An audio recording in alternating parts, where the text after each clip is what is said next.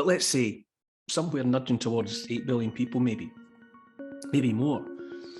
Well, that's a modern phenomenon, because it wasn't until there was a date, and it's impossible to pinpoint it historically for obvious reasons, but there was a date in the early 1800s, just at the beginning of the 19th century, when the world's population hit 1 billion for the very first time.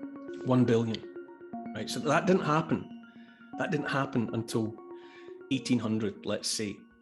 So our species is between 200 and 300,000 years old. And it's been through various crises along the way.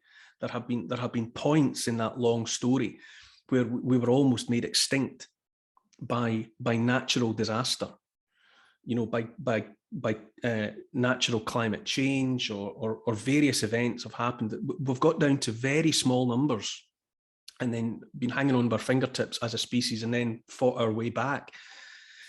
And then it was ticking along, always and only in the millions, and then in the tens of millions, and then in the hundreds of millions, and then only with the advent of industrialization and other factors did we get to 1 billion for the first time.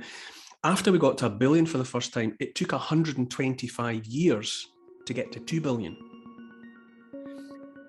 Then it only took 30 or 40 years to get to 3 billion.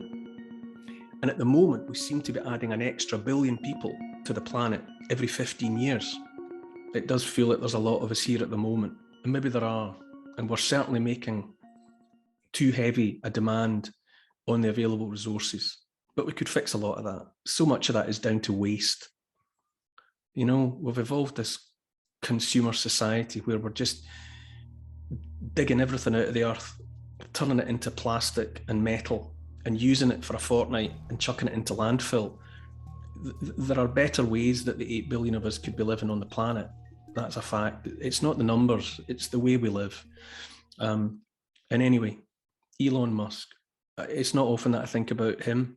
It's not often that he makes me think, but I do wonder, maybe we are more vulnerable here on this planet than we allow for. And if we're not careful, at a point in the not too distant future, there might simply not be enough of us to maintain anything like a civilization.